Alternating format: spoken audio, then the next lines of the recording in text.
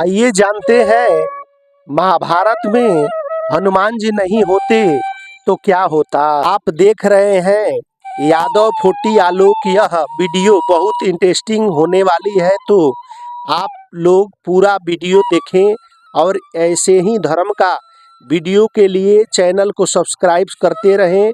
महाभारत काल का अर्थात द्वापर युग में हनुमान जी की उपस्थिति और उनके पराक्रम का वर्णन मिलता है। इस उन्हीं में से 5 प्रमुख पराक्रम के बारे में संक्षिप्त रूप से पौराणिक कथा के अनुसार लिखा है कि पौण नगरी का राजा पौड़क खुद को वासुदेव भगवान कहता था और श्री कृष्ण को अपना शत्रु समझता था। एक बार श्री कृष्ण माया से उसके महल में एक कमल का फूल गिरा दिया और उसने अपने मित्र काशीराज और बानर दीप से पूछा कि ये क्या है। इसे तो काशीराज ने कहा कि गंधमादन पर्वत पर और बानर दीप में लेकर आता हूँ। हनुमान जी उसी दिव्य कमल सरोवर के पास रहते थे। श्री कृष्ण के आदेश पर हनुमान जी खुद ही बानर दीप के बंदी बनकर पौड़ नगरी पहुंच गए और उन्होंने वहां पौड़क को चेतावनी दी कि यदि तूने खुद को भगवान मानना नहीं छोड़ा और धर्म के मार्ग पर नहीं आया तो मेरे प्रभु तेरा वध कर देंगे। फिर हनुमान जी उसके महल को और उसकी नगरी को नष्ट करने पुनः गंधमादन पर्वत चले गए जाते हैं। बाद में बलराम जी बानर दीप का और श्री कृष्ण पौड़क का वध कर देते हैं। एक बार द्रौपदी के कहने पर भी गंधमादन पर्वत के उस कमल सरोवर के पास पहुंच गया था जहां हनुमान जी रहते थे।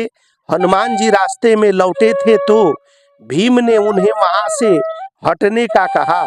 तब हनुमान जी ने कहा कि तुम तो बलशाली हो, तुम खुद ही मेरी पूंछ हटा सकता है, मार्ग को खाली कर सकता है, परंतु भीम उनकी पूंछ हिला भी नहीं पाया। बाद में भीम को जब यह पता चला कि वे तो पवन पुत्र हनुमान जी हैं तो उन्होंने उनसे क्षमा मांगी। इसी तरह एक बार अर्जुन को नदी पार करना था तो उसने अपनी धनुर्विद्या से बाणों का एक सेतु बनाया और रथ सहित नदी पार की। नदी से उसे उसकी हनुमान जी से भेंट हुई। उनसे हनुमान जी से कहा कि भगवान राम यदि इतने ही बड़े धनुर्धारी थे तो मेरे जैसे बाणों का पुल बना सकते थे। तब हनुमान जी ने कहा कि उसे काल में मुझसे भी शक्तिशाली बानर होते थे, यह बाणों का सेतु उनके भार से ढह जाता और तुम्हारा बाणों का सेतु तो मेरा ही भार सहन नहीं कर सकता। अर्जुन कहते हैं कि यदि तुम्हारे चलने से मेरे बाणों का सेतु टूट गया तो मैं खुद को सर्वश्रेष्ठ धनुधारी मानना छोड़ दूंगा। तब हनुमान जी उसे सेतु पर अपना एक ही पग रखते हैं कि तभी सेतु टूट जाता है। बलराम जी ने जब विशालकाय बानर दीप को अपनी एक ही मुक्के से मार दिया था तो उन्हें अपने बल पर घमंड हो चला था। तब श्री कृष्ण ने आदेश पर हनुमान जी द्वारिका की वाटिका में घुस गए और वहां फल खाकर उत्पात मचाने लगे। यह सुनकर बलराम जी खुद उन्हें एक साधारण बानर समझकर अपनी गदा लेकर वाटिका से भगाने के लिए पहुंच गए। वहां उनका हनुमान जी से गदा युद्ध हुआ और वे हाँफने लगे। तब उन्होंने कहा कि सच कहो बानर, तुम कौन हो, वरना मैं अपना हल निकाल लूंगा। तब वहां श्री कृष्ण और एक रुक्मिणी प्रकट होकर बताने की वे पवन पुत्र हनुमान जी है। इसी तरह हनुमान जी ने रुद्र देव और गरुण और सुदर्शन चक्र का भी अभिमान तोड़ दिया था।